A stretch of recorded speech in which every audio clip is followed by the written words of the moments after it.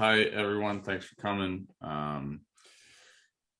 Obviously, anybody that follows us knows Bobby and I are pretty passionate about the game. We've started our company, Pelotero. Our primary goal in all of this is to put athletes at the center of our universe and coaches right on the outside. So everything we do within Pelotero revolves around, I'd say, those two major principles. How do we help players develop better in a day and age when things are just very different than they used to be, or different than how we grew up? And B, how do we help coaches leverage tools that exist currently? And this topic to me was very important. It was one that I don't think Bobby really saw in his immediate lens, but I think it's the number one thing to connect with your players in a certain way. And I have a unique perspective at all of it, obviously having been on both sides, and I still consider myself more player than coach. I use the term consigliere pretty often because I don't like anybody calling me coach, and I don't think I am a coach. So I'm more of try to be I think a role model, I guess. I have a very pay it forward mindset, and I was fortunate enough to get that through people who inspired, pushed, and drove me to the places that I got to as a player. I say this all the time. There are multiple influences in my career that I would have never gotten to the major leagues had it not been for them.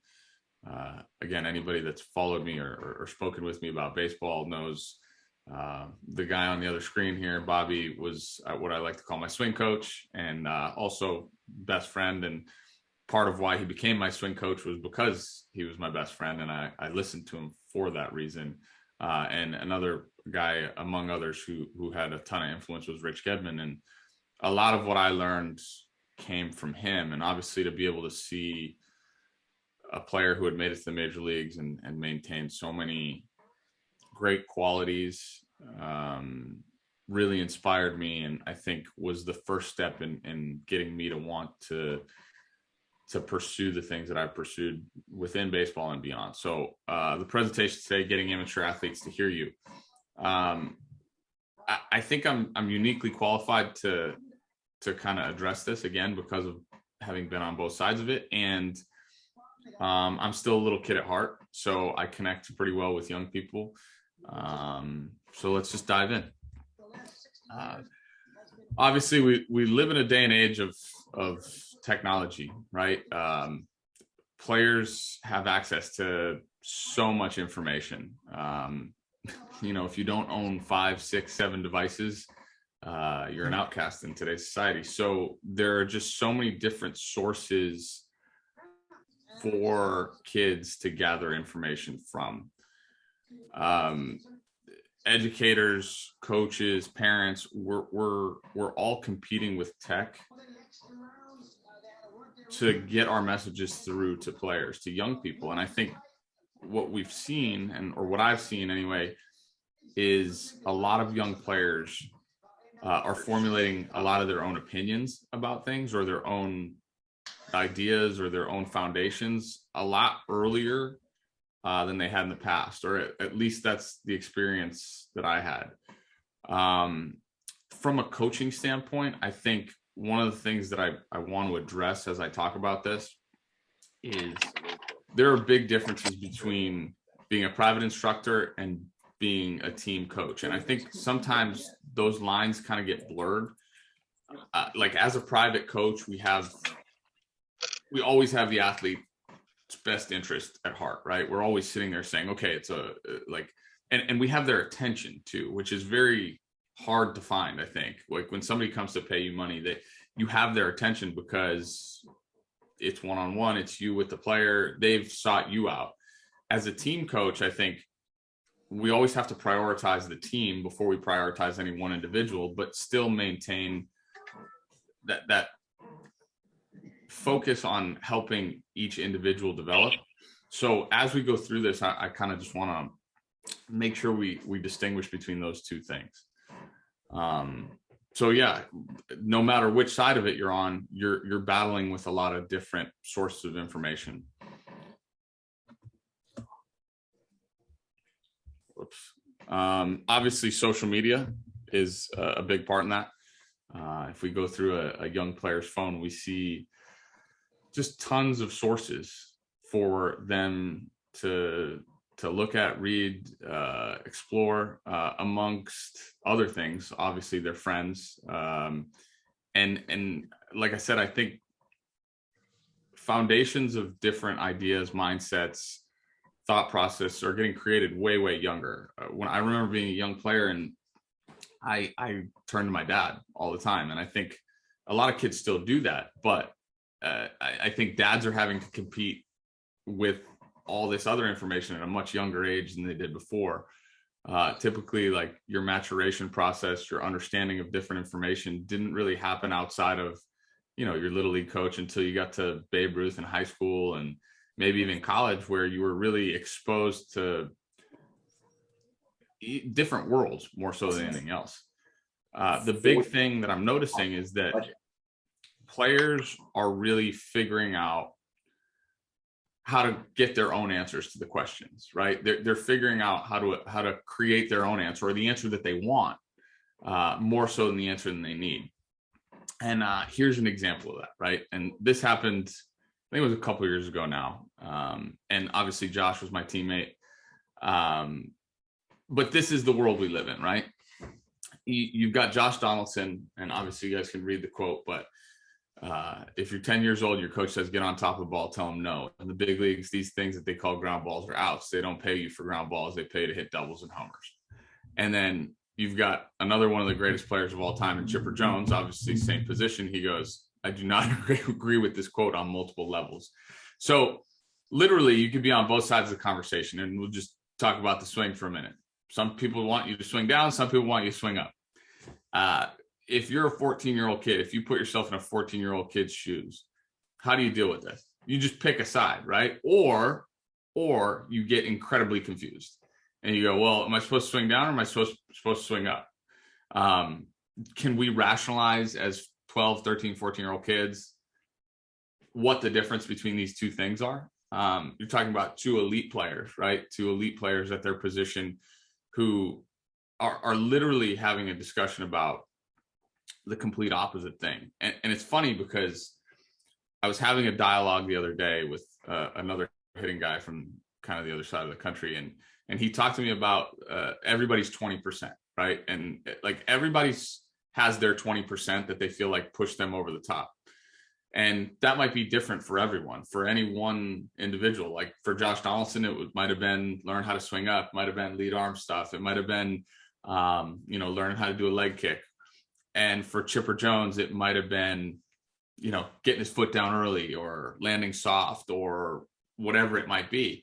And the funny thing is, we have a tendency to focus on that thing when we describe our ascent to the next level. For me personally, I had never learned about swing mechanics till I was 27 years old. And as I learned from Bobby was able to introduce these concepts to me. So I became, I think, one of the poster boys for the swing revolution, for the changes that we've seen in baseball, because I swore by the mechanics. I swore by learning how to turn the barrel behind the baseball, learning how to get on plane, learning how to create a slight upward path to the baseball, because it unlocked some things for me that I didn't know how to do before. So that became my 20%. That became my nugget. And I realized very quickly that I was fixated on that, and I was doing a disservice to everything else I had learned, to the foundations of everything I'd learned kind of prior to that.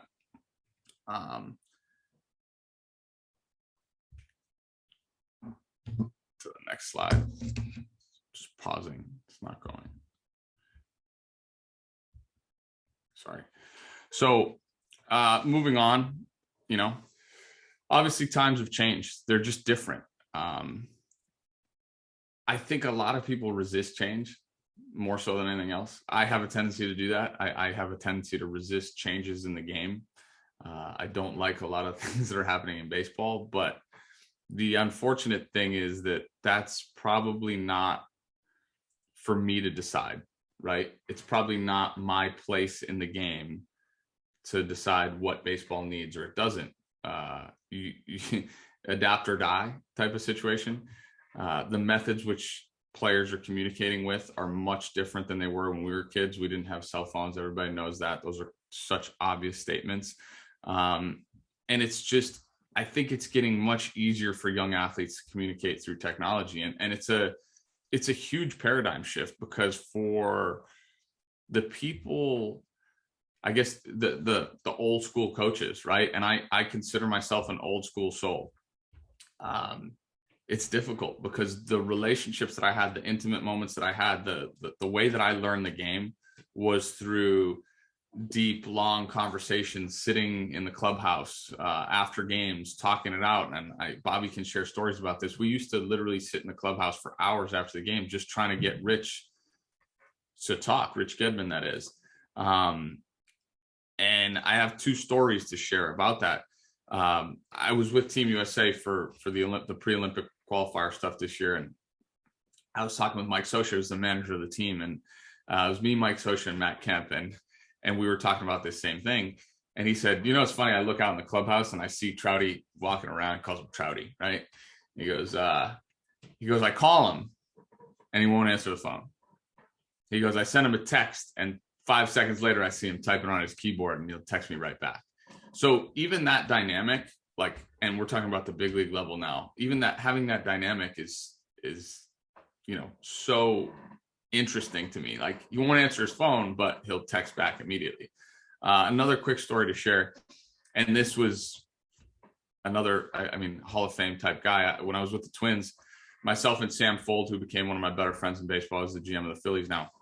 We got done the game and we came in the clubhouse and we walked back into the weight room to work out. We took our jersey off, went and worked out.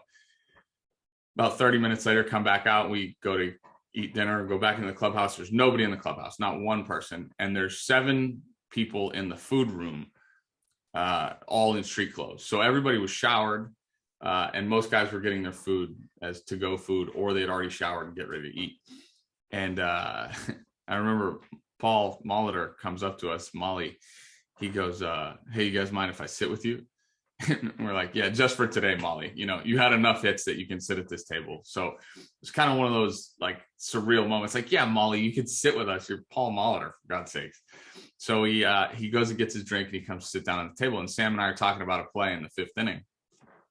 And you know, I'm like, hey, what do you know, that cutoff? And Paul didn't really say much. And he goes, what are you guys talking about? We're like, oh yeah, you know, the play in the 5th when so-and-so did this or whatever.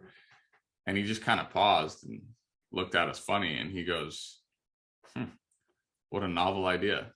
And it was so surreal to me in that moment, right? Because I went through this transition, how early in my career, people stayed in the clubhouse forever. And this was already, you know, turning the clock into the early 2000s. People stayed in the clubhouse forever. And then now you see it and guys are out the door. They have to go connect with this or that or the other thing. So it's just a different time. And I think it's important for us as mentors, coaches, to really understand that. The solution to all this, the solution to really, I think, being able to have none of this matter, the concepts behind it are still the same. The concepts behind being a great coach and being a great role model and being a great mentor are all the same. And they start with trust. They all start with trust.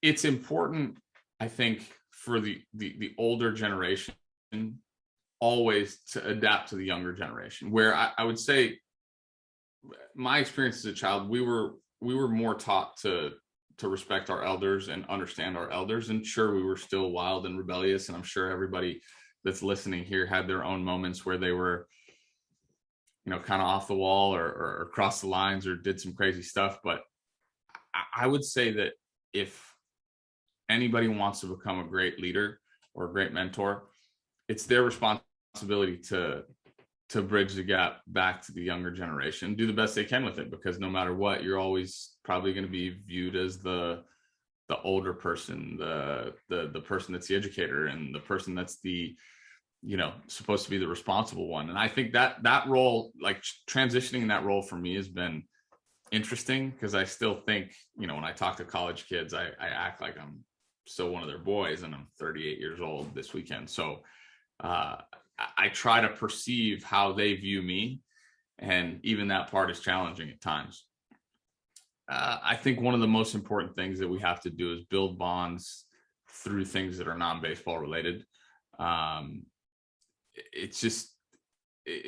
It's not about the X's and O's. It's not about what's happening in baseball. It's about building trust. Building trust is about earning that trust. And I think if we all just do a better job of putting ourselves in our athletes' shoes, I think that can happen much, much easier. The best managers I ever had, they showed me they cared quickly.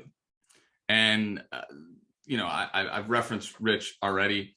I'll never forget this. My first year in professional baseball, and I'm this hot shot kid that thinks, why didn't I get drafted? I'm, blah, blah. And I'm kind of pissed off to be on this independent team, but I'm not even playing. So I'm like, well, I'm better than all these guys.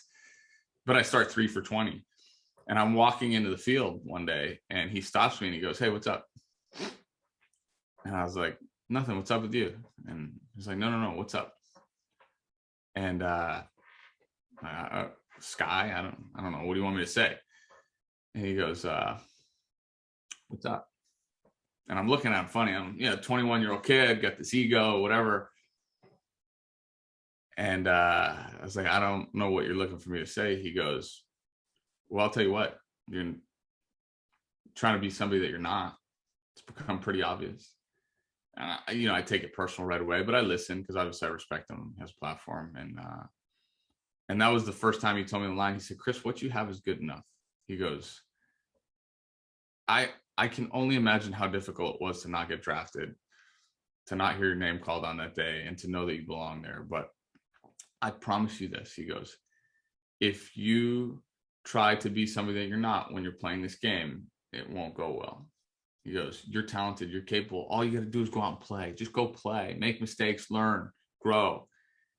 And at first I kind of like left that conversation thinking like, what does he know? And then literally by the end of the next day, I kind of had to come to reality moment. I was like, yeah, you know what? He was probably right. Another story real quick was John Gibbons, when I first got called up to Toronto. And it was always difficult for me when I was going to the big leagues. I'll never forget this day. It's my second day in the big leagues with Toronto. And no, Bobby, this is not me telling a homer story, but I was 3 for 3 going in my last at bat. And I'd never had a 4-hit game in the major leagues. We were up 6-2. It's the 8th inning. And you want to talk about the difference between a manager of a team and a private instructor. I'm walking over the bat rack to get my bats, innocuous bottom of the 8th inning. We're going to win the game. It's like 7-6 or 7-2. And he just turned to me and he goes, "Hey, stay greedy right here." So like the fact that he knew, number one, that it would be an easy moment to throw an at bat away. And number two, that I already had 3 hits, and he said to stay greedy because he knew I was having a great day. That moment in time took me to another level as a player. Like I locked it in for that at bat the way I'd never locked it in for another regular season at bat in my whole career. And needless to say, I had about a 8 or 9 pitch at bat and ended up getting a base hit for my 4th hit. And I remember getting to first base and thinking to myself like that one was for him. And that's a really cool feeling, I think, as a player. And I think a feeling we all kind of strive for as coaches, to know that, our players care enough about us to want to do things for us or succeed for us. This is really like, I put together kind of a list of things that I think are qualities in the coaches that really meant something to me.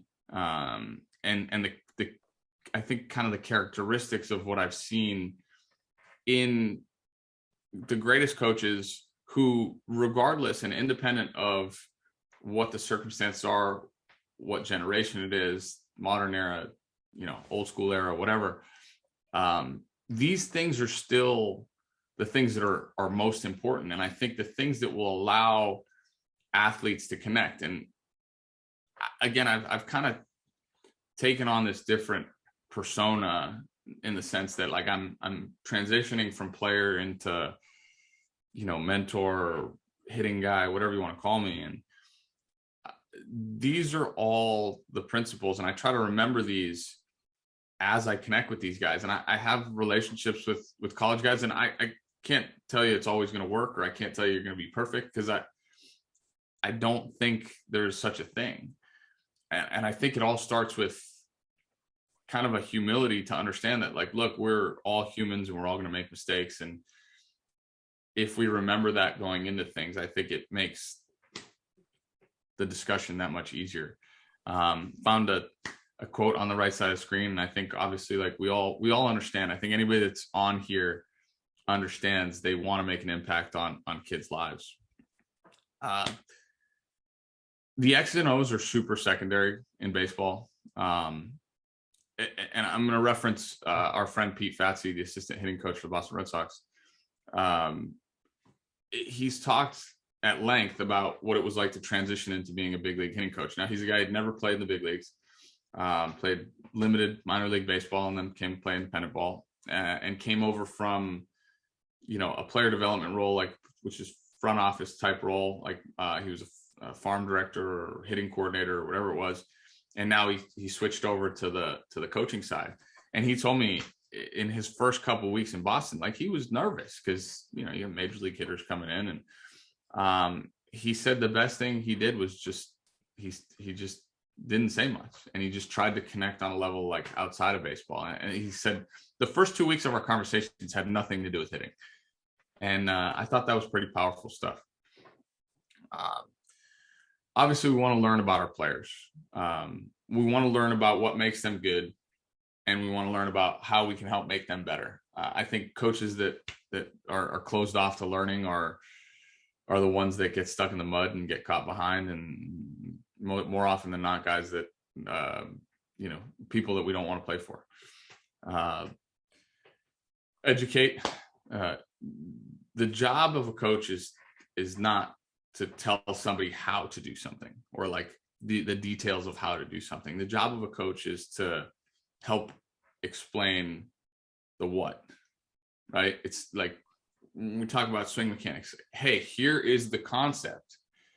Here is the concept. Now, giving your player the freedom to go and learn how to apply those concepts themselves. It's an interesting blend of I think both trust and I would call it probably affection that you need to have with a player in order to help them understand. And I think young athletes now they're hesitant, they're tentative. So offering them freedom and pushing them and inspiring them into being able to go explore and present ideas, right? And then be there to listen and really get information back. Being able to identify the moments to talk to players is, to me, incredibly important. There's very specific times where no matter what you say, the player's not going to hear you. I think any one of us could probably, identify that or think about a time where that's happened in our coaching or mentor careers. Rich always used to say to me, he goes, Chris, everybody figures it out at some point. It's just a matter of whether they do it within a time that they can apply it to their careers. And it's funny because one of my college guys who I've gotten really close with over the last few years, and I've seen just this huge growth in him. Last year he had some struggles in his summer ball season, right? And his college season was pretty good, had some ups and downs, which whatever. And it's funny because he calls me the other day and he goes, dude, I think I just figured out what you were talking about. And I was like, okay, cool. Were you in the cage? He goes, nah, I was in stats and probability class. And I go, what? He goes, yeah. He goes, our teacher was talking about how, everything's a coin flip in life. And, just because coin flips are going a certain direction and it doesn't mean that they're gonna, the percentages are gonna land here. And I said, how the heck did that have to do with like figuring out how to hit? And he goes, I just identified that every at bat I have is probably like a coin flip, and heck, my odds are probably stacked up against me more. So like, why do I stress out about making outs? And I thought it was really cool to see, 2 years of foundation getting kind of converted in that one moment. And like, there was no part of me that was upset. I was just more happy for him that he had kind of one of those moments. I'm gonna kind of like slide in some current stuff right now. Obviously, everybody's watching the playoffs. Everybody knows what's going on, and the whole Alex Cora scenario with, the cheating scandal with the Astros and all this stuff. And people can have their own opinions on it, whatever they want it to be. But I'll tell you one thing that Alex Cora does great, and it relates to this quote, this JD Martinez quote, obviously. And the way he relates to his players is an open book. He just straight up, he played the game, so he understands the pressure that comes with it. He understands how we're feeling. He did a really good job of just relating to players and being in tune with what was going on in that clubhouse. It doesn't say anything about baseball. Like literally, it doesn't say anything about baseball. It just talks about human stuff and how Alex Cora has now proven that he's a great manager, in the sense that he took a last place team from last year that didn't make very many changes, and now they're 6 wins away from possibly winning a World Series. And don't get me wrong, like if you live up here in New England, everybody and their mother knows that he made 20 of the wrong decisions in the last 3 games, whether they went well for him or not. Like, so again, the X's and O's and the decision making within the game is so secondary to the human stuff. I just think that that's so important. I think it's so important to understand that and to realize that our job is to connect with athletes. It's not to teach baseball. I think the biggest thing on this page that kind of like I remember as a player the most were people that instilled belief in me, people that made me believe that I was better than I was probably. You can't set boundaries on your athletes. Like if they want to dream, let them dream. And now it's your job to be a realist and teach them how to be realistic about what the things that they need to do to accomplish that. It's not your job to stop their dream, or it's not your job to say, oh, well, you're not good enough. Your skill set isn't there. Well, heck, go develop it and just be there for them. We have to put ourselves in this generation's shoes, I think, a little bit better. There's a lot of detachment, I think, over the last, as I've alluded to, over the last 20 years, the development that's happened technologically and the, I guess, kind of separation of generations is probably the equivalent of what happened over the course of 60 years, and before that. Over 20 years, we've changed so much. We've made these huge increases that I think the generations have kind of separated more. I think it's really important that we just try to figure out what it's like to be 14 in today's day and age, because I don't think it can be very easy. Fun, to me, is kind of like the key to this whole thing. Creating fun environments. Like I had a high school athlete the other day, 17-year-old kid, tell me he was burnt out. He didn't play basically any games in 2020 because of COVID. He played like 10 games. And then he played a 38-game season this year. And he told me he was burnt out. And I looked at him funny. I said, burnt out? I said, how are you burnt out?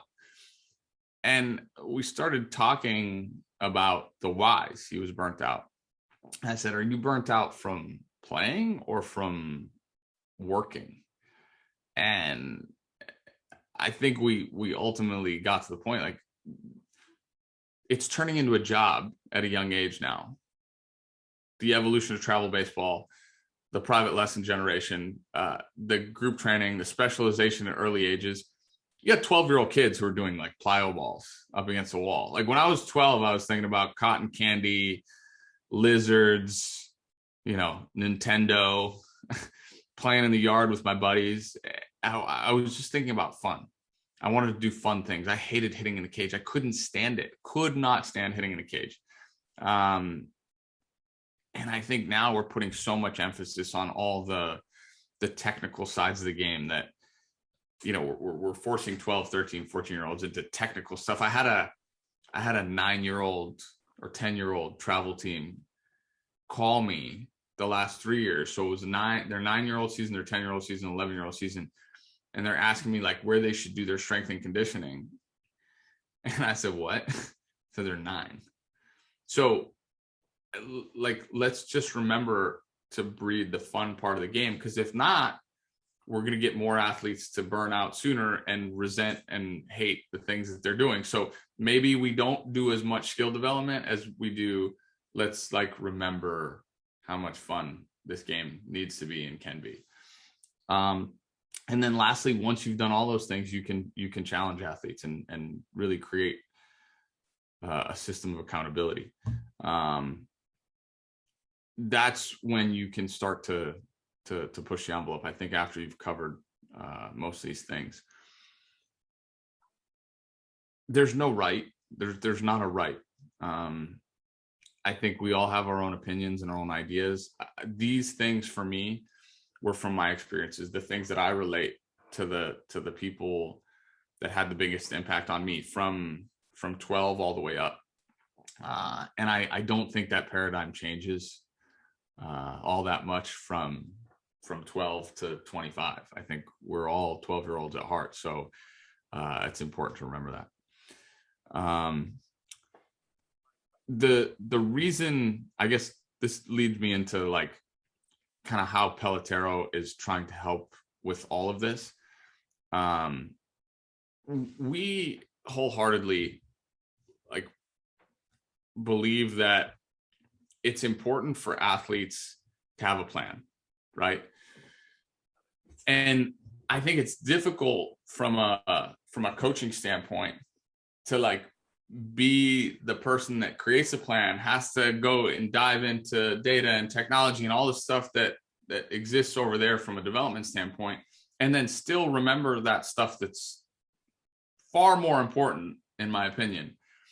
So what we've done is, obviously through the HitTrax product, and anybody that is following us, our platform allows coaches instantaneously to run assessments and build custom programs so that they can focus on the things that matter. This was why we did this. Like,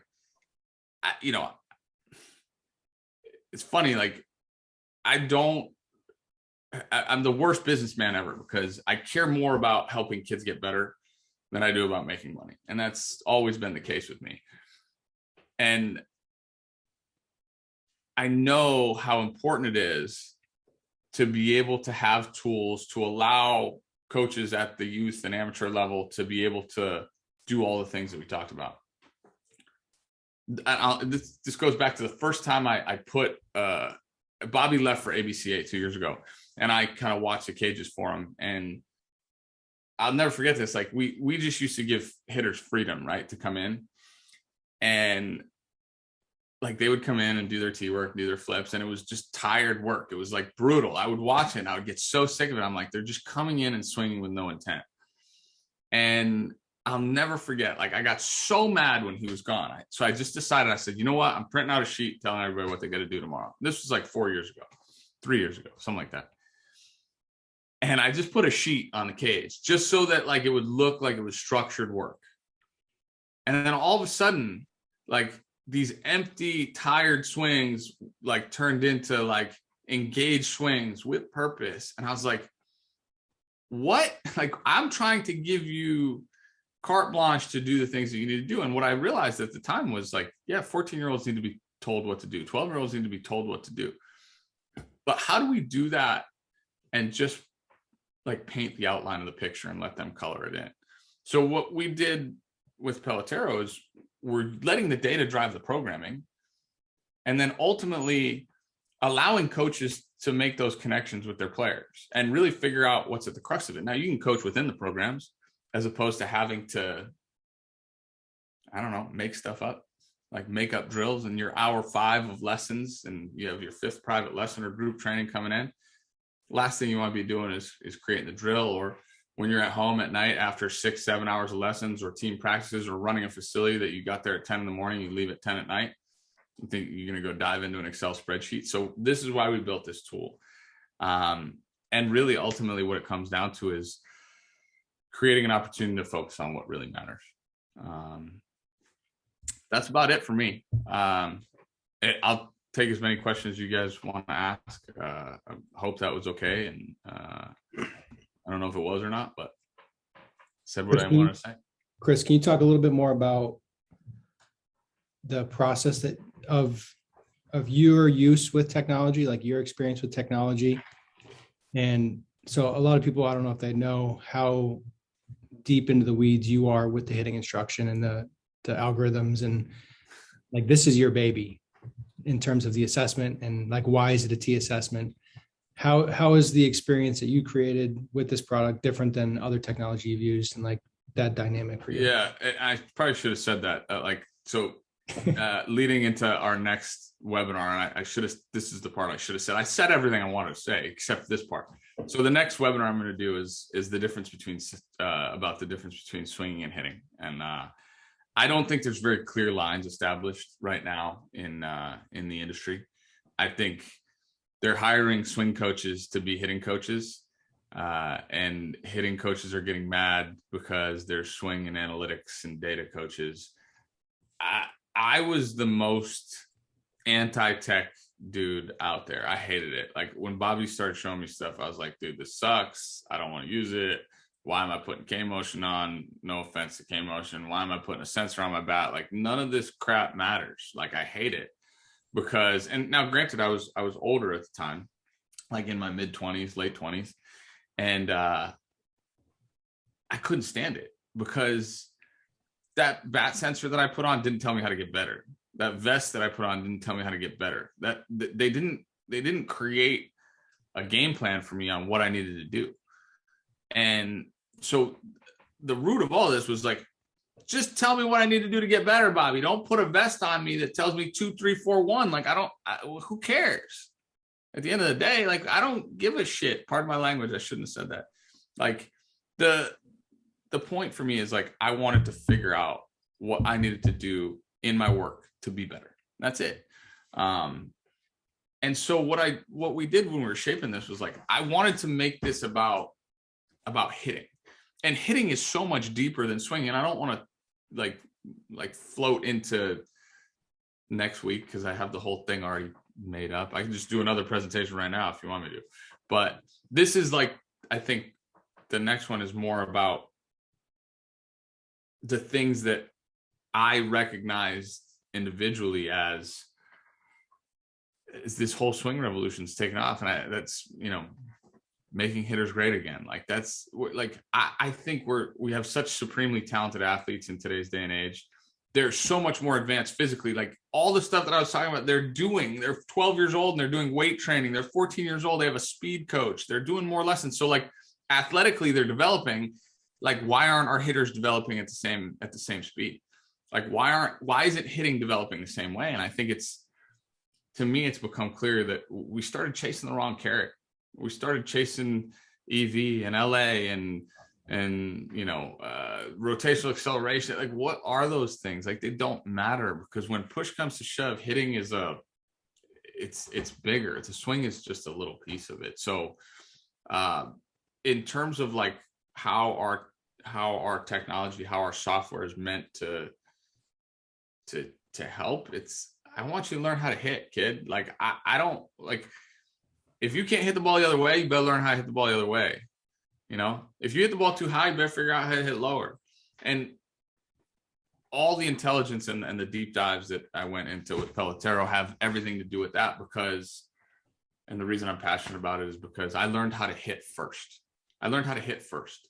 I didn't learn how to swing first. I learned how to hit first. And I think too many people are learning how to swing first now, because it's easier to tell somebody where to put their elbow. Like, and also, like, there's not a perfect spot to put your elbow. So if you just, oh yeah, well, your elbow was a little bit off on that swing, so hey, you just move it a little bit. That makes any sense. Yeah, I think having an outcome-based assessment versus like, we're not looking at the body being like, oh, if you fix this piece of your body, it's going to make you a better hitter. It's looking at the output, like what are you actually capable of?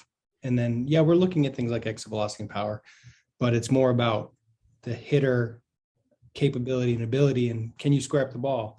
Like there's a back control element to it. So things like that, where having a partner like HitTrax allows us to do things that uses the ball, and we can add in the other elements as we need to. But well, I think it's like it's applying data to hitting concepts, right? I think for a long time now, like we've applied data to data concepts, to metricing, and this is kind of why I think what we're doing is necessary. Going back to the whole presentation, was athletes are just connecting differently. Like if I can put their program on this phone, or if I can put their program on the screen, they're going to listen to it better anyway. They're going to get better information out of it that way. So like, why would I sit here and why am I trying to argue with what they want to look at anyway? You know, and that's been hard for me, because I've always been the guy who wants to sit in the cage and talk about things for hours and really open up critical thinking and all those things. And like, hey, if you're going to gather information better through a device, like I'm just going to put my information in a device for you. Good. Let's if you have questions, there's on the bottom of the screen, there's the reaction button, and you can raise your hand if you click on that. So if you have questions, either raise your hand and we'll get you unmuted, or you can send a question through the chat. So I have that open. Chris, you can probably open that up as well if questions come in. But we'd love to get people participating. Bill's got his hands up. Bill, you're unmuted. I am. Can you guys hear me? Yes.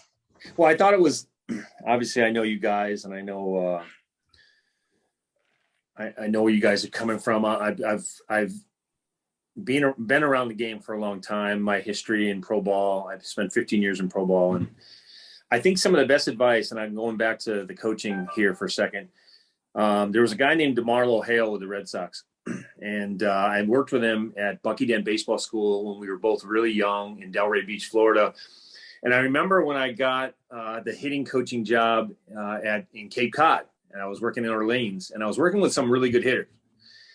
And he gave me some advice that I never forget, and I still use it to this day. And it said, because I asked him for his advice. I knew he was with Boston. I said, hey, I'm in the Cape. I really want to help these guys. Here's my philosophy. And he goes, hey, listen, don't throw up on these guys first day.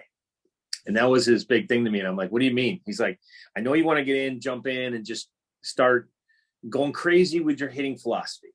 He says, don't say a word for 2 weeks. He said, these guys are just coming off a D1 season. They have their own coaching programs.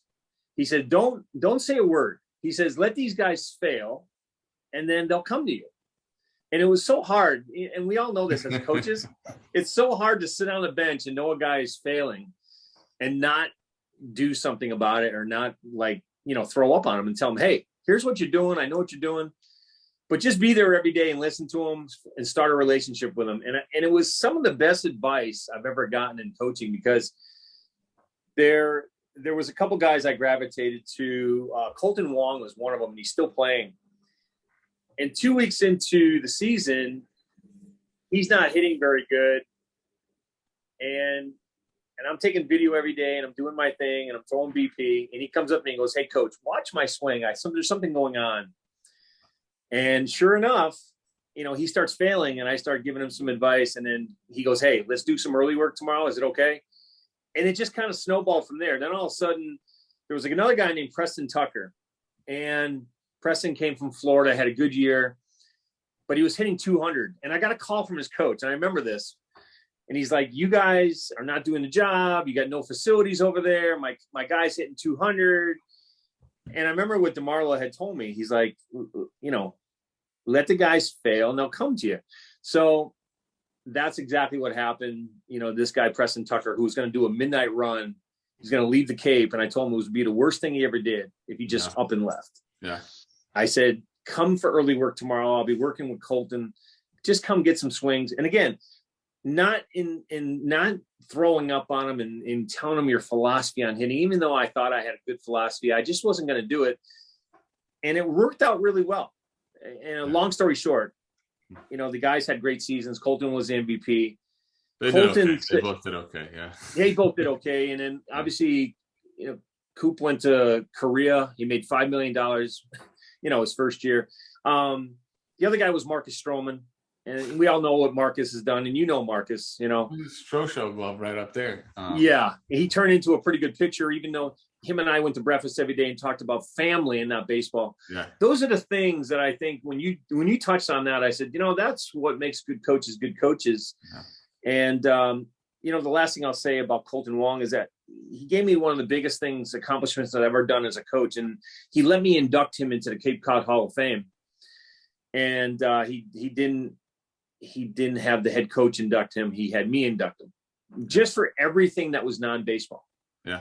And I thought that was really cool. And then when you said that, I was like, wow, yeah. DeMarlo Hale, which a lot of people don't know, is one of the best coaches in baseball. I had DeMarlo DeMarlo was a bench coach in Toronto, right? So there's like a circle of guys that I revered really, right? And DeMarlo is one of them. John Gibbons was the manager at the time. Everyone on the staff, Tim Leeper was the first base coach, but then it was Terry Francona's kind of like his staffs, right? DeMarlo was with Tito, and Tito said something to me that was incredible. He said, because we were talking about like coaching in Boston and the analytics revolution, data and day and age, right? And he said, we were talking, and he was talking about two funny stories. He said two times the analytics guys came down with a lineup card. And one said they didn't have David Ortiz in the lineup, and one day they didn't have Mike Lowell in the lineup. And the one, David Ortiz was against Kazmir, and he looked at the lineup card. He's like, "Where's Ortiz?" And he's like, "Well, he doesn't match up well. Just put him in the fourth inning or fifth inning when he comes out of the game." The other one was Mike Lowell when he had 90 RBIs in August, right? And he goes, "I was in one of these moods." He goes, "I'm looking at the card. The analytics kid brought it down." I said, "Where's Lowell?" And the kid goes, "Well, he doesn't match up well here. Just put him in the fifth or sixth." And he kind of looked at him like this, and he goes, "I'll make a deal with you." He goes, "You go tell Mike Lowell he's not playing today, and I'll keep him out of the lineup." And the kid goes, "Why? Do you think he'll be pissed off?" It was like, and that was when Tito said to me, he's like, "It's never worth creating the right matchup once and having the opportunity of losing a guy for 3 weeks." And again, this is the differences in dynamic between team coaching and private instruction and all that stuff. But all the stuff you're saying, Bill, it makes complete sense. Like at the end of the day, like you have to put that stuff first, because if it doesn't come first, then you're never going to get your message across about how to get better at the game. Right. And I for 2 weeks in AAA, my first year in AAA, I had a hitting coach, Tim Doherty. He didn't say anything, nothing, like literally didn't say a word. And then after 2 weeks, I was like, "Hey, Timmy, like, what do you got on this?" And he'd be like, "Yeah, it's nice." And I'm like, "Timmy, you're the one, like, you're the best, man. Like, you're great." And he didn't even say anything to me. Like, those are the guys that I needed, guys that gave me freedom, right? There are two, what I'm seeing in today's day and age, there are two different kinds of players, right? Like this information and what it's doing to kids, it's creating two different things. One is like the guy that knows everything, or the player that knows everything. They know everything. And those are the ones you just let go. Like, let them do what they're going to do. And then when they get kicked in the teeth, like, they'll come find you. And the other ones are the ones that like are very unsure of themselves. Like they're like, "Oh, the information's on both sides. So which one is it?" And those are the ones that you kind of just need to put your arm around and be like, "Hey, I got you. Just like, stay with me. Here we go." And that's something I was thinking about a lot. Those are my two experiences right now with young athletes. And so that's kind of what I see. No, I think that's awesome. I mean, listen, I think it's just great advice as a coach, and especially as somebody like myself who I use analytics every single day, but too much analytics is too much. It's just over. And when you throw up on somebody, they don't trust you. Out. Yeah. There were guys I resented. Like there was nothing I would listen to if they lost me in the first couple of weeks. Right. And we walk that fine line every day, right? Because that's what we're working with right now. As a professional coach, I'm trying to use analytics, but I'm trying to build that trust. Yeah. And if I build that trust, then explaining the analytics is easy, because then they want to do whatever you tell them to do, they'll do. You mentioned the Stroh show. Look, he's right here. Stroh. Yeah. I love Stroman. He got very, very militant for me. He's taking a different stance with the tattoos and all this other stuff. Yeah. He's going crazy.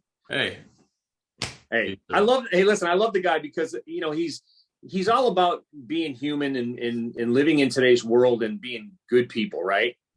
And I'm still really good with family, and I even wear his stuff all the time. But yeah, I love what he's doing in the marketplace. But he'll tell you too. I mean, he even said to me, I hate hitting.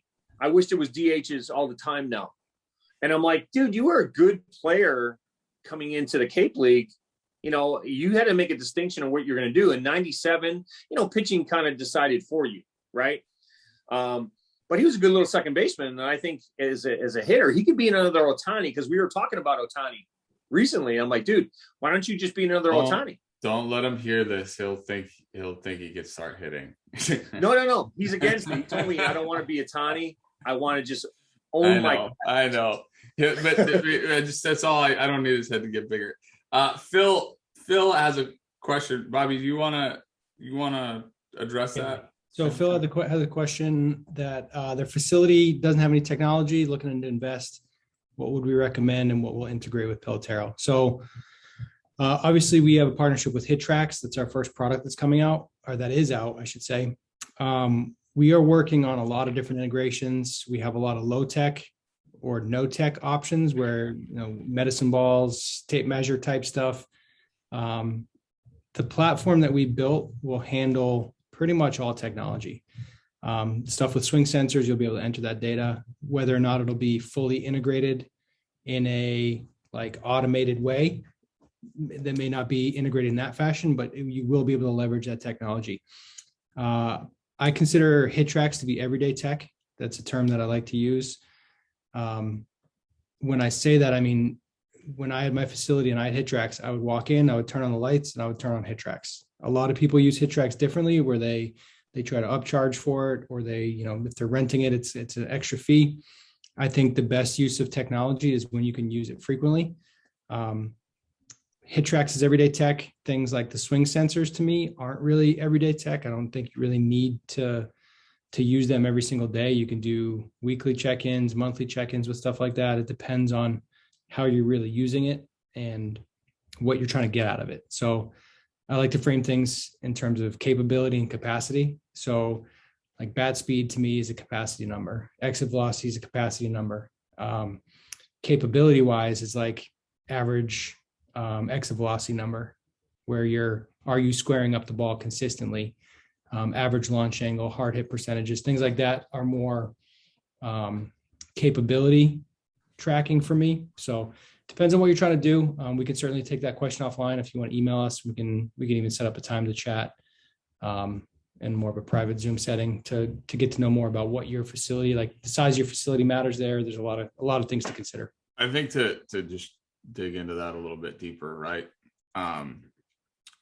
Part of the reason why we partnered with HitTrax first is obviously there's just a different component to it, right?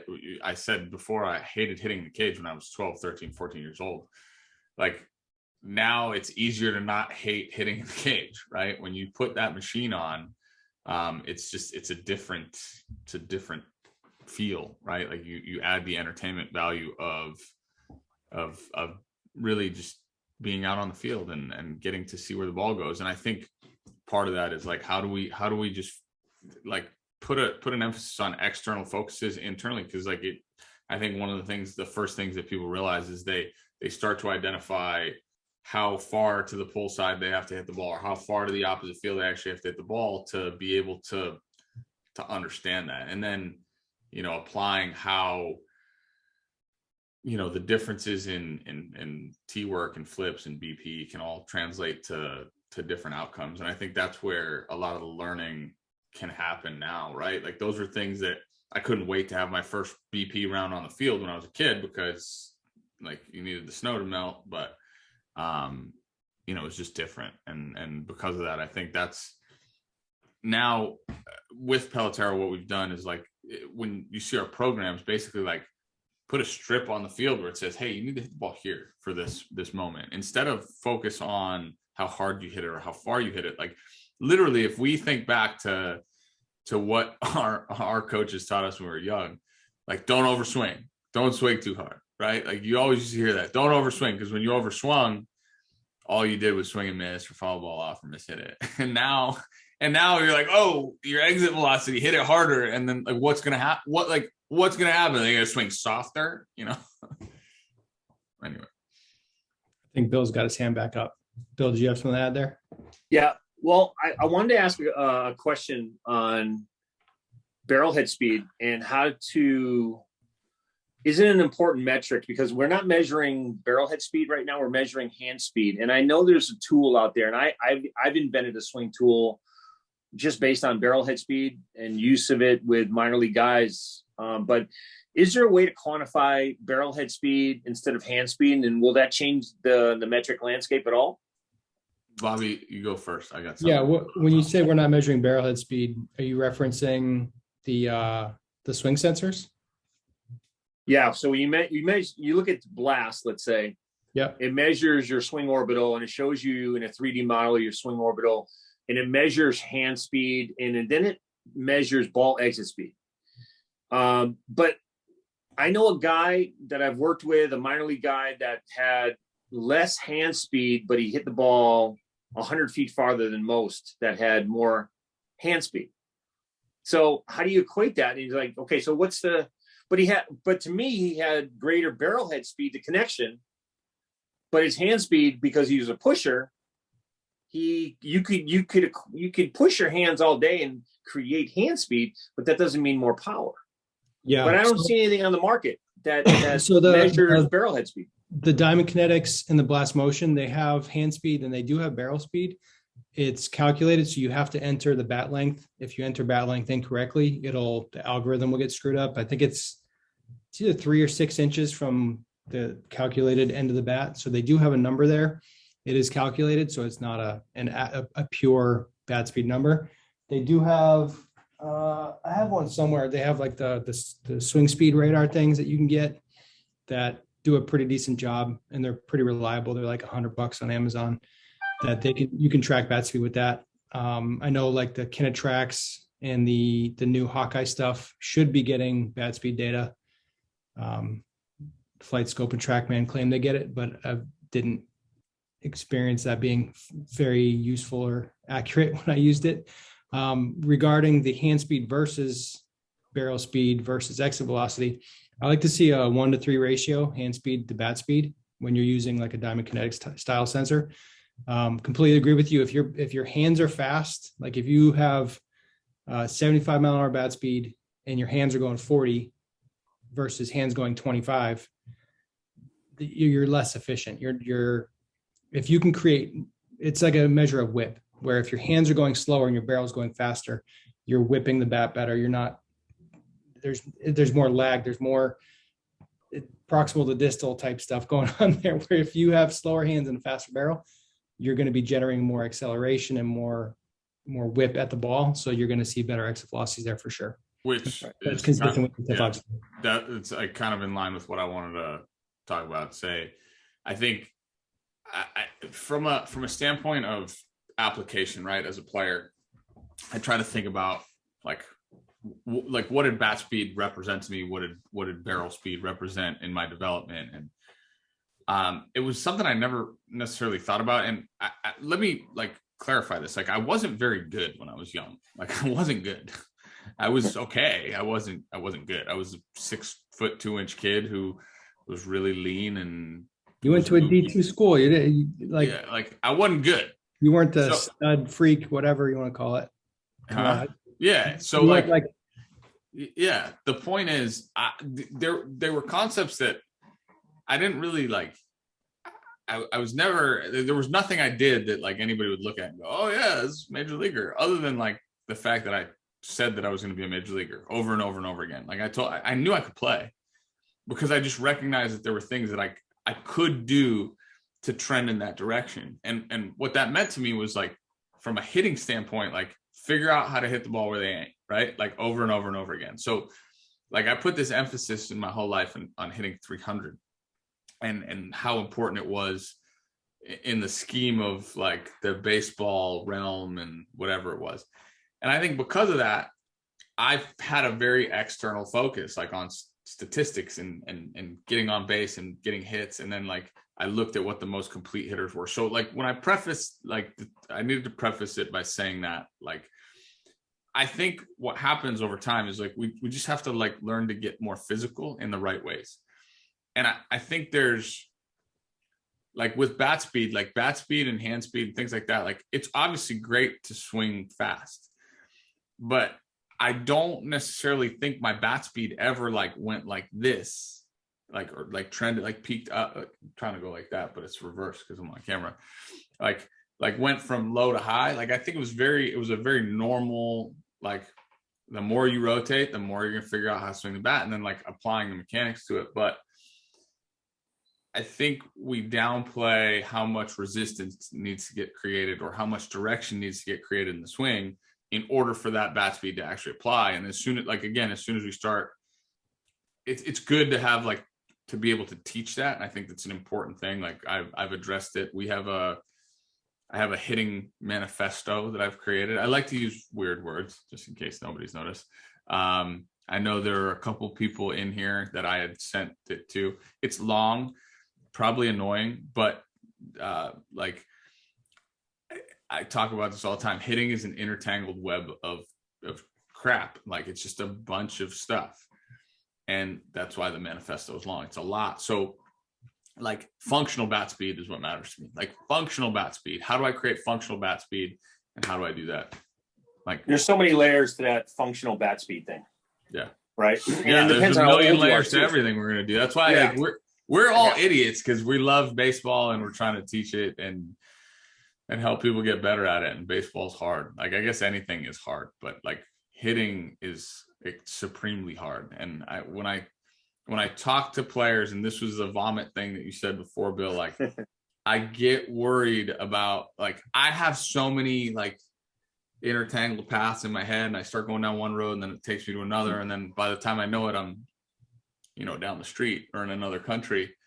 And I worry that I just took a kid to a place that he can't handle. And I do it all the time. I'm telling you, I've had, when one of my players or one of my guys that I don't even call them my players, they're my guys, like they're my like little brothers, and they hit a $190, I'm like writhing in pain with them, and I'm trying to figure out what I could have done better. Well, it's hard to talk swing metrics to a 10-year-old because it's over their pay scale. So, you just want to over mine too, though. So you try to educate the parents as best you can because you're trying to teach everybody everything. But no, I get it, Chris. And that's the one thing. And again, I was talking about, obviously 16, 17-year-olds that have the strength to create barrelhead speed, right? Because, and you talked about this earlier. I grew up in an era where you swung down and you weren't good unless you swung down and put backspin on the ball. And then later on in life, I realized as successful as I thought I was, I could have been more successful if I had knowledge of the swing earlier. Now, Ted Williams too, by the way. Yeah, but you know what's crazy, right? Like, so you say that, right? Chipper Jones would tell you, hey, swing down all the time. Like, just swing down. And real versus feel. Right, like, and so that's where I get frustrated, right? Like, I get frustrated at what coaching can be sometimes, because like you were taught to swing down and it made you swing down. You chop down the ball, you hit balls in the ground, and like you just thought that was the way to do it. Somebody taught Chipper Jones how to do that, and he turned into one of the best switch hitters of all time. So like it's crazy because like the message matters. Like, hey, let players discover like what is the focus of what we're trying to do. Like, what are you trying to accomplish? Now go figure out how to accomplish it, as opposed to, hey, you have to do it this way, or hey, you have to do it that way. Yeah, and and I'll give you three names. Okay, so when I was younger, I attended, because I'm from New England, I attended Ted Williams Baseball Academy. Now, the one thing about Ted was great. He was there. He couldn't explain hitting the way a good hitter could. He just explained it as it was something he did. And to a lot of people, and to me at the time, I got nothing out of that, right? It was just something you did, something you can't teach. Now, another guy from New England, Carlton Fisk, he had a video that came out of him actually going to Maine, to his cabin, and chopping wood for the winter. Yeah. And it's online. You can find it. It's like that action of chopping wood is what he said he got ready for the season. For sure. But and then I started thinking, okay, that's what I need to do, man. I need to start chopping wood, chopping down on everything. And then I started hitting a lot of ground balls, and I never put anything in the air. And my coach said, no, that's good. You're hitting line drives. I'm like, yeah. So I got to college, and my coach said, you're out. Every time you do that, you're out. And then of course, I looked at some real video of Ted Williams, and then the light bulb went off. I'm like, okay, he couldn't explain it, but now I understand what he's doing. Sure. Because now the barrel is turning behind him, and it's not, my hands are not out front. I got to do something different. Now, I learned this concept way too late. Not that I would have been a big leaguer, but I learned it way too late. And I said, listen, I'm not going to teach that way anymore. Right. So now my young kids, and you got to stay off hitting Twitter, by the way, because if you take this concept to Jeff Fry or hitting Twitter, they'll crucify you for doing it. But the concept of understanding as a young kid how to make connection and get on plane, I think is so important than anything else. And that's what I hope to be teaching right now as a young kid is get on plane, power comes later. Well, those are the parts. I mean, like you just mentioned, Jeff, and like, look, you know, at the end of the day, it's just noise. Like they're all making noise. Like you could feel the way you want about, you know, whoever you want. Like the problem is like as soon as anybody gets on their high horse and thinks that they have all the answers, that's where the issue lies, right? Like I don't have all the answers. I know I don't have all the answers. The people that manage me and coach me told me they didn't have all the answers. So who am I to tell you I have all the answers? I know what worked for me, and that's it. Like, so for anybody to say, well, this way of teaching is wrong or that way of teaching is wrong, that is what's wrong, right? Because it's whatever works for the player. Now let me say one more thing before I forget. You brought up something earlier, like Chipper Jones. Chipper Jones did not swing down. Of course he did. And it's so funny to hear these guys. Even Albert Pujols says, I swing down, I warm up swinging down. You may warm up doing a lot of things, but in the game, you don't do that. Yeah, and that's the problem I have with some of these guys. Even A-Rod said, I swing down. You guys did not swing down. So why are you getting on your high horse and explaining it like that? So, but that's where the disconnect is in the industry. Well, what about the size? Yeah, what about the size of each one? I mean, 6'4" versus 4'10". Obviously, swinging down is a totally different animal. Sure. And of course, the angle of the ball coming in and the skill set of the game. But yeah, I mean that definitely plays into play. But I just have a quick story, real quick. So back in about the early 1980s, I had the opportunity to go to Phillies, baseball camps and stuff like that. And the Boones were there, and losing, Baby Bull and all these, future wannabe baseball, and managers of the Yankees. But anyway, so we had a lot of the Phillies, Mike Schmidt, Pete Rose, Tug McGraw, Boone, all these guys come and give, demonstrations throughout the day or the camp or what have you. This is like 2-week-long camp or so on and so forth. So, we're sitting there, and it was Mike Schmidt and Pete Rose. They're up in front of the group. We're all in a knee. We're listening to them. Somebody said something about, how do you hit the ball so good or something like that. I mean, it's 40 years ago, right? So I'll never forget this. Mike Schmidt says, yeah, Jason, you want to get down on the ball. You want to swing down on the ball. Pete Rose is standing right next to him. He goes, hold on. He goes, Jason, don't ever listen to him. Mike Schmidt turned bright white, Hall of Fame, right? Turned bright white, dropped his bat, walked away, got in his 911. We never saw him for the rest of the 2 weeks there. Yeah. Because he was like, you need to get on playing with the ball. Sure. And this is, back in 1980. And of course, you look at Teddy Baseball talking about it in the 60s. So definitely with the advent of technology, with the advent of, modern day technology, we can break this thing down to 1,000 frames per second, and we can nitpick the hell out of each person's swing and often overcoach it. For sure. And it's a biomechanical ability of that person. Can he even drop his elbow in time? Like, is he physically capable of this kinetic sequence? So anyway, that's just a little story that I wanted to share with y'all. And that's awesome. I mean, that's right in line with everything. So like that we're talking about, this is what, 30 years ago, 40 years ago, right? Yeah. So the point is, even then, right? And it was just like, you didn't hear these stories, like, right? We couldn't hear that story. Like if Josh Donaldson and Chipper Jones get in a Twitter beef, like everybody knows it. What I did was like, I've created these two things, right? Like one is like a hitting foundations, like super like foundations course from a standpoint of like, if I had 3 things to focus on with one hitter, what would I teach him?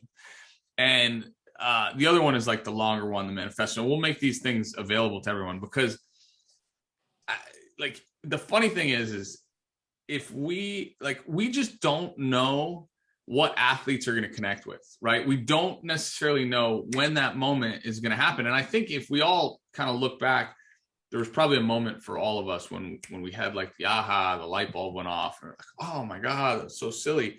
And you just never know when that's going to be for any one individual. So like what you got to do is just keep kind of feeding the horse, like keep taking him to the water, see if we'll drink it today. But do it in a very like, in a compassionate way, because the more you build the trust and bridge the gap with your players, that's what really matters. Because I'll listen if I trust you. That's right. How life works, and I guess we could have just kind of put that as the topic, right? Not to discount, there are some definitely qualified individuals at a younger age. I mean, I have 3 boys. I'm father of 4 children. And, a lot of these quote unquote academy programs locally, it's a college guy trying to make $50 a weekend or whatever it is they're getting paid. And they don't know how to connect with the kids. So there's no real instruction because there's no real connection. And if you can't connect, how are they going to listen to you? How are they going to take your advice? How are they going to believe in you as somebody that's going to convey this message of baseball? And then there's guys like myself who didn't go to college, didn't have the opportunity to go to college, but has 4 kids and knows how to raise 4 kids and knows how to connect with someone. And, sales techniques and all that stuff come into play too. Just being a personable person, sure. I think you can connect a hell of a lot more than, hey, I got a World Series ring. Well, do you? But you don't know how to coach. Yeah. You know what I mean? I'm sorry to say that, it worked for you in your time, but now it's a little bit different and you need to, whatever. But all right. Well, thanks, man. I couldn't agree with you more. I mean, I think most people that know me would tell you that there hasn't been one baseball conversation I've ever shied away from or tried to be above. I don't think it changes. Like it's about humans, right? And the relationships we build, which is again, if you look at there's the teacher man, Jeff Fry battle online or the teacher man and everybody battle. Like, it's like, why are we trying to be loud and butt heads and why, like what is that accomplishing? If it's nothing. Can we just get along? Yeah, it's nothing more than hate and ego, right? Yeah. Like when it comes down to it. And look, I if we really want to help people get better, I'm not more right than you, and you're not more right than me, or vice versa. Let's do it together. I don't like if the true goal is to make the game better and to develop athletes and give them the best chance. Then what are we doing? Like, right? Yeah. Anyway. Thanks. Anybody else with any questions? We got still a bunch of people on here. Send them in the chat or raise your hand or just unmute yourself and start talking. Joseph and OG, what's going on? Just there's a hand raised. There's no noise. Oh, hold on. Oh. Can you guys hear me? Yes. Sure. Oh, I was just about to talk about the teacher, Richard Shank, because I ran into him about 3 years ago in Jersey. And he's showing his swing and how he got Aaron Judge on board and told how everybody else, he knows everything, how he swings right. And I just asked about it. I said, listen, well, I don't see King Griffey's swing didn't look like this. And he said, well, King Griffey's swing was slop. Total slop. And his swing was garbage and this and that. And he showed me Pujols' swing. I said, let me put Pujols up here. I said, I'm a big fan of Pujols. I know he doesn't swing down. But I said, coiling around the rear leg, staying stuck on the backside. I don't see that. And then he said, well, you know what? You can't see the missing frames. Right? So I said, Rich, man, I'm sorry, man. I just can't buy into this. But one thing I wanted to get into when you brought up Richard Shank, the one thing I do want to get into with you guys is when we talk about metrics, what's a good age to start with metrics? Because I was at a facility where they had kids using metrics at 10 years old, 10 years old. And the kids are they're focusing on trying to swing up with their arms, and they're striking out like crazy in real games, because now it's all about launch angle, and how fast can you rotate, things like this, instead of letting the kids play at that age versus the older children. So, and also mechanics. Do you not force, but do you want to teach mechanics at a young age, or let that play out until the kids build that eye-hand coordination, that skill up? Yeah, I'll come at this first from my standpoint. I think information is always good, right? I think there's no scenario in which I think information is bad. What matters is how it's presented, right? So if the people that are presenting the information have the capabilities of making the kids understand that it's just one little piece, then it's okay. Okay. I think we get too caught up in it a lot of times, right? Because is it necessary? Certainly not. And I think that's the part where I think people are trying to act like it's necessary or it's needed when it's really not. Like I heard a thing the other day that's somebody wrote this. If you take non-competitive BP, are you even doing anything? Like, so the implication of not putting the machine on 90. And I was like, yeah, it worked for 100 years. Babe Ruth didn't know how hard he hit the ball or take competitive BP every day. He just took BP. So really good players can come from not having the resources. So I definitely don't think it's a need. I think it matters how the context you create. From a mechanical standpoint, I'm going to say this. I can only use my own personal experience to kind of, I guess, paint the picture.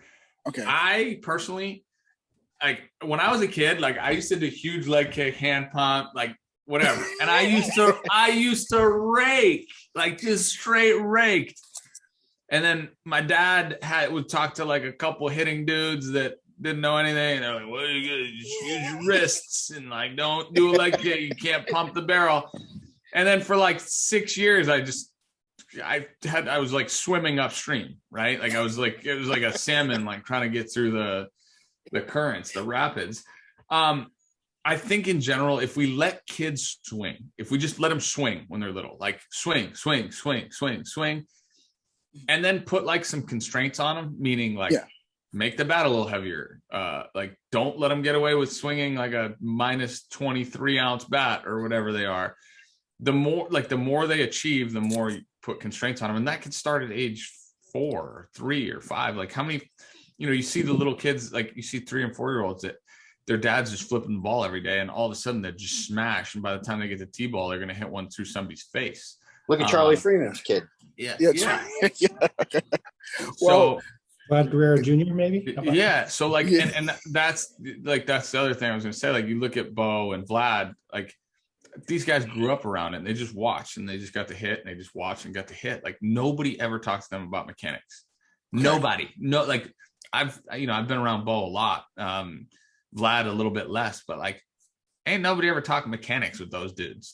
They just watch. Okay. And they're and now we could say they're freaks, right? Yeah, of course, genetically, DNA wise, it but it's not like they're Adonises. Vlad's really good at eating rice and beans, and Bo's a little skinny dude. We're not talking about physical specimens. They're just normal guys that have some good hand-eye. They can twitch a little bit. They rotate pretty well. So they learn. And from the standpoint of what the mechanics mean, the smaller you are, the more you have to generate. And this goes kind of back in what we were talking about. If you're small and you want to hit the ball out of the yard, you better generate. If you're big and long and you have leverage and strength, you can do less. So, the implication that you have to do a leg kick or that you have to do a barrel tip, none of those things matter unless they matter for you, because Dustin Pedroia needed to generate to hit it out. Okay. Where, Albert Pujols probably less. If that makes any sense. I have a little bit to add there too. If you've ever used hit tracks on boost mode with younger kids, they have a blast and they start going to more of their, I love the term authentic movements. Carlton Salters talks about this. When hitters find their authentic moves, it's always a good thing. And if you put the boost on 10 on hit tracks and they get to start hitting the ball like 1,000 feet and going like over the Prudential Center in Boston, it's really, really fun. But the kids' swings end up freeing up and they stop being so technical and like trying to do it right. And they're just trying to produce an output. So getting too technical, or if you're manipulating swings, I see a lot of people with like the rotational acceleration, or like organizations that are like, oh, your rotational acceleration needs to be within this bandwidth. Okay. And then they preset the barrel and they're like, oh, this is how you create that number. It's like, well, are you like essentially falsifying your swing to create a metric because somebody told you it was right, but are you actually hitting the ball better? And I know kids in organizations that have two blast sensors, because one of them they use when they want to work on their swing and one they use that gets the data sent back to organization. So they're just taking swings to make it look like they're working on what the org wants them to work on, but then using the sensor in their own way to track how they actually want to swing. So I think you have to be careful with how you're using it, and you can use it in a positive way. And like even if you take out a pocket radar and just get exit velos, that can be really fun and it can get kids more engaged, but create a little competition. Yeah, create competition. But you can also do that in a setting where it's like, all right, we're going to do exit velo testing, but it's against decent velocity. So you're not just lobbing the ball in there and making it easy for them. Quick story about Bo Bichette. We had him on a podcast when he was going into AA, and we asked him about his two-strike approach. A lot of people have this, that they rave about his two-strike approach, and he has this whole thing about, Tiger Woods doesn't throttle his driver because his short game is good. So he has this whole like less than two-strike versus two-strike approach. He told us he didn't even know he had a two-strike approach until somebody told him, which sounds pretty weird. But his dad would just pitch to him, try to strike him out from 35 feet away with a tennis ball, and he didn't like striking out. So he figured out on his own, like, I'm going to try to take my dad deep with no strikes and one strike. And then when I get to two strikes, I'm going to battle my you-know-what off because I don't like striking out against my dad. So gotcha. He did that all on his own because he was competing and he just wanted to beat his dad.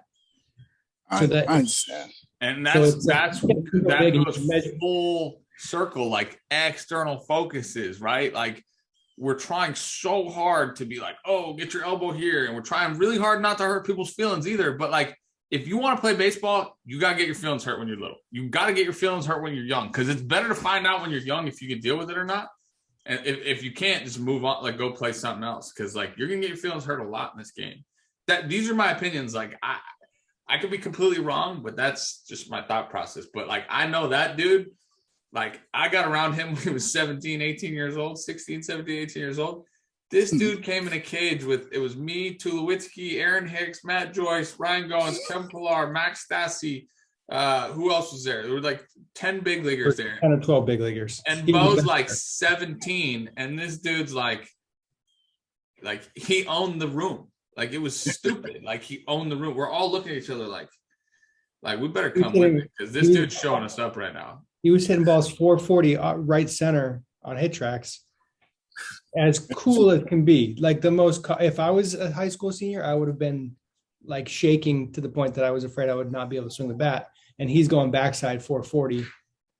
Like it's just another Tuesday with his buddy.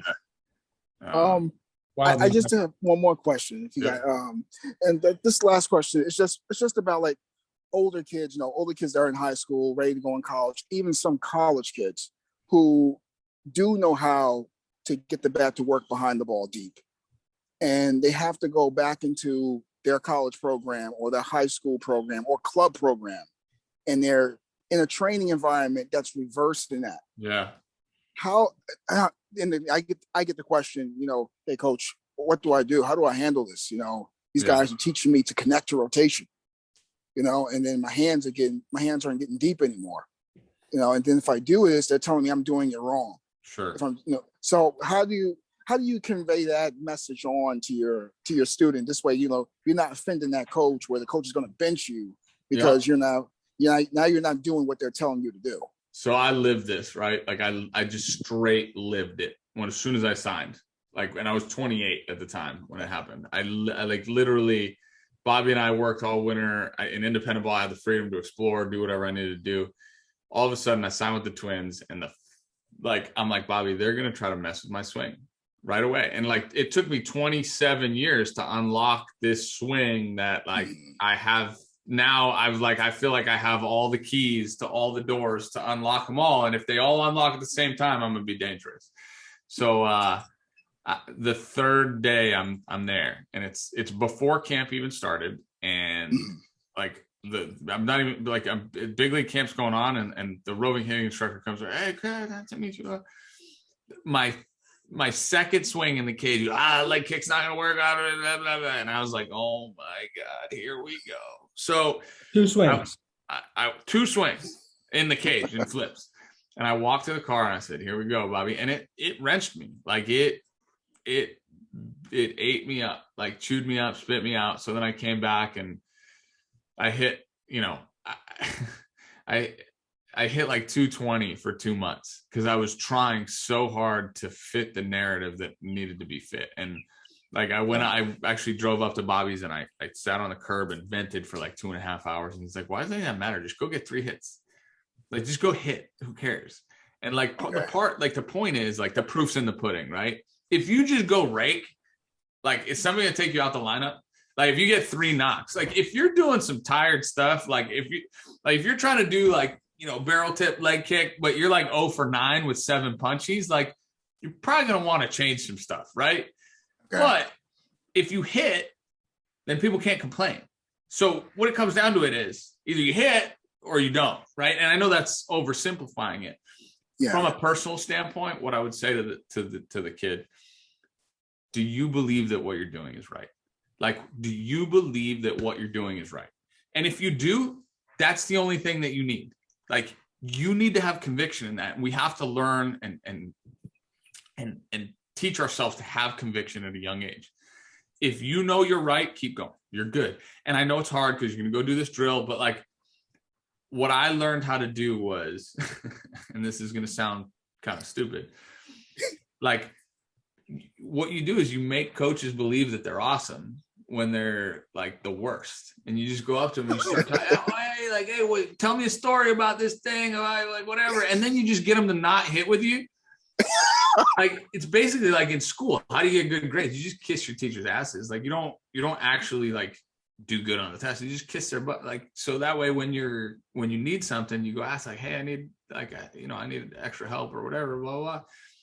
So it's the same game you have to play with the coach. Like, everything's a game. From the player standpoint, you have to play a game with the coaches that you struggle with. And if you don't, then it drove me crazy for 2 months. And then after those 2 months, I just found something relatable to him. And I went, hey, like, tell me about this thing. It talked about completely not baseball. I went down to the cage to do my 15-minute cage session, and I just got him talking. And then by the time I left the cage, I hadn't taken a swing. And he was like, and I was like, oh, sorry, I got to go do early work on the field. So I avoided my cage work. So I didn't do the drill that would mess me up. And he left that cage thinking, wow, Colabello is my favorite guy, man. Like, to this day, he calls me, I'm still one of your favorite players. And he takes credit for my success. And I let him, which is fine. Cause like in my mind, I'm like, this guy tried to ruin me, but like, whatever, whatever, dude. Like, it is what it is. Like, you just let him, Okay.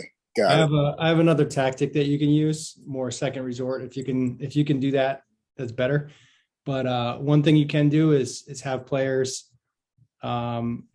politely lie to their coaches and tell them, hey, that thing you told me about, it's the same thing. Feels awesome. Yeah. Like, wait till you hit a ball really well. That, man, I don't know what that looks like, but it feels great. And if you do it when you're hitting the ball well, what can they really say? Like, if they still stay on you, but ultimately you got to hit. I had a college player reach out to me the other day. He's like, oh, my coach are trying to change my swing.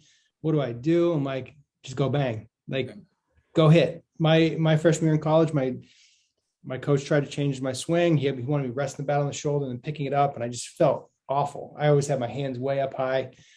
And the last day of our Florida trip, I just started doing my old stance during batting practice, like on-field BP, just doing my old thing. And my coach came up to me. He's like, is that how it's going to be? You're done trying? I was like, give me one day. I feel horrible. Just give me one day. went 3 for 4 with 2 doubles. Didn't say anything to me the rest of my career about my swing. I was like, okay. You can't hit no That's 170. what shut everybody up. You can't hit no 170 though, and like let people like expect Yeah, people. if I went 0 for 5 with 4 strikeouts, then all right, I took my shot. And at some point, you got to produce if you want to be in the lineup. No, it's just that I had one kid come up to me. He said he showed me the stats. He hit 3 doubles. Yeah, 3 doubles, and next thing you know, in the next practice, the coach is telling him, "Oh yeah, you got to work on getting the knob down to the ball more." that's when you just shake your head and go like, it's like those doubles could have been over the fence. Like, coach, those that advice really helped me out today. Thanks, coach. I appreciate it. okay. Tell him And when in your mind, you're going like, really? after he cruises into second base with a stand-up double, point to him. And Yeah. do That was you, man. That was you. Okay. All right. Riley doing like this one, like that. Yeah. Have him do like a knob the ball thing to him. Riley has a question in the chat. This is a really good question. How do you guys manage kids, high school, college, that are overloaded on info and trying something new every day, week, et cetera, with their swings? I just let them, to be honest with you. Go ahead, man. It's you. Like, again, like, take the horse to water. I can't make them drink it. Like, so my take the horse to water is more, what I'll say is, like, all I can do is educate you what's right. And I can promise you that if you keep going down this path of like trying something new every day, I actually believe in the fact that we should be doing something different every day because we need to be adjustable, meaning small changes, mindset, approach, like little thing here, little thing there. And those things happen throughout the course of the season, right? Like when you start playing 90, 100, 140, 160 games a year, which most of the young players probably not there yet, like high school travel ball, getting to 60 maybe. Like you should be like, getting the car back to the straight line, you're offline a little bit. I'm cool with exploration in the off season because I think that's a lot of discovery can come from there. But at the end of the day, the test is the game, right? Like the test is the game. Can I hit in a game? So all of the things that you're exploring, it's great if you're trying to apply them to feel, right? Like if you're trying to apply feel to real and understand where, like, what is the mechanism that you need to combat this when the season comes up? And I try to, like, from like a movement standpoint, I think the more you understand how your body works, the better off you're going to be. If you watched me hit in the cage, like it looks completely different probably every day than it does. Like Bobby likes to say to people that I look like I'm drunk when I'm taking my flips because I'm trying to feel movements and be exaggerated. I think at some point, like, again, inform, educate, say, hey, these are the parts that matter.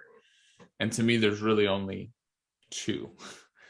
Are my hips turning as my barrel's working behind me, and am I on time? And then, well, on time is a separate thing, but is the barrel turning behind my body? So if I can dissociate, if I can get my hips to go first and the barrel, and then I can get the barrel to turn, those are the 2 things that I've seen in the greatest hitters of all times. Like the barrel's going this way as the hips are turning that way, and the barrel continues around the arc, whether it's out, in, middle, doesn't matter. So as long as those 2 things are showing up, like, cool, try whatever you want, because you just need to find the thing that is your style. So I would say, like, let that exploration happen. And then look, again, what matters is, like, are you getting hits or you're not getting hits? I changed my stance every day in high school when I wasn't getting hits. If I was 0 for 4, I lost my mind, I'd go change my stance. So yeah, I'm okay with it, I guess. Nothing a little game speed it won't help. If they're trying a bunch of stuff and it's not working, just throw them, stress it, and see if it stands up to stress. Yeah.